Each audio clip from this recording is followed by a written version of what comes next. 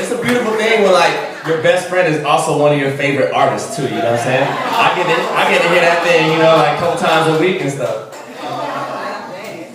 So we've been having fun out here on tour. We always have a good time. But I always think it's important too for us to remember, you know, how blessed we are, and also how big a responsibility we have being orators, speaking before crowds, to carry the stories that are very important, not only to us but to our communities. A lot of things going on right now. Nelson Mandela's health falling, and Trayvon Martin's case back home.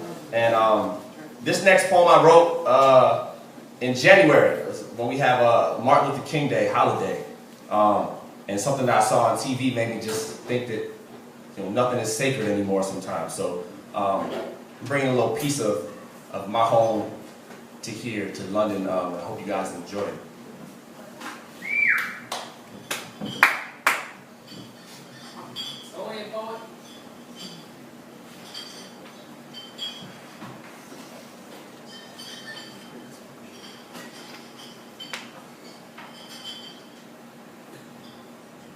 $9.99 for his shirt and his slacks, 10.25 with the sales tax.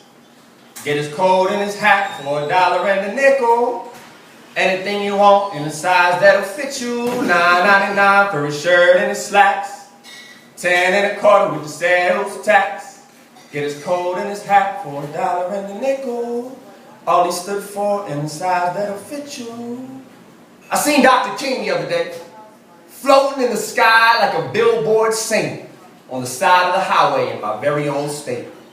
I guess folk tend to resurrect around their birthdays. I hear even Jesus makes an early appearance every now and then at Christmas time, arms out, dangling from a hook on the decoration aisle. Heard they got Sons of God on clearance this season, and Martin ain't too far behind. Matter of fact, I'd say he's rather ahead. You see, it took them about 2,000 years to learn how to package Christ on the shelf, make his birthday bear them gifts. But Martin died in '68 on the balcony of the Lorraine Hotel.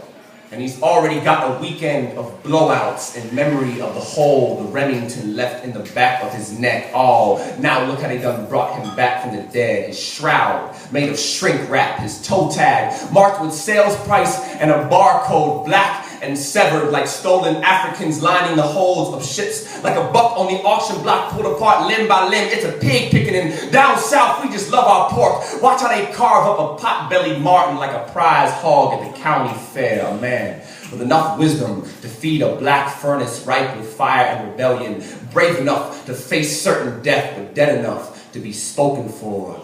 Now, listen to the silence that followed the gunshot that left his last words hanging in mid-revolution, a silence that's been filled for 40 years by wine glass voices that would have shattered if they heard him howl behind the podium, commanding the pale moon to stop enslaving the darkness, its full face glowing like Richard Nixon's smile, ready to melt a chocolate city upon the fall of its king. You see, Martin died in the middle of his book, and everyone's been writing their own ending ever since. Cheap as a checkout line romance novel or choose your own adventure, these corporations call him soulmate on MLK weekend, finishing his sentences like, I have a dream that one day little black bottles and little black glasses of beer will be able to sit at a table with little pale bottles and pale glasses of beer as sisters and brothers.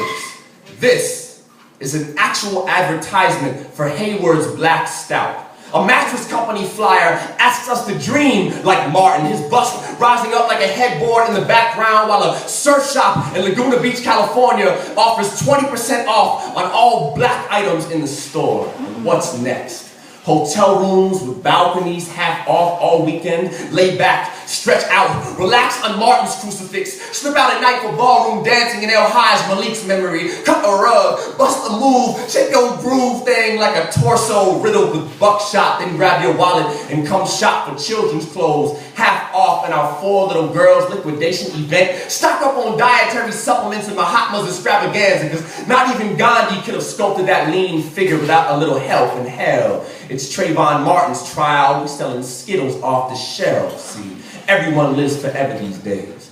Guess the invisible hands got a touch like Jehovah, cause Tupac dropped albums after his death, had a hologram of him performing like he was flesh, and I wonder if Martin's next. Can't help but wish he'd scared the white folks a little more like Malcolm, preached a little more fury than forgiveness. Maybe then they finally let him rest. Stop discounting items in his name. Stop discounting his name and all he stood for. Stop pretending they were fans before he was the less threatening dead black leader to remember. And we all need to remember how easy it is to sell out when the revolution's on sale.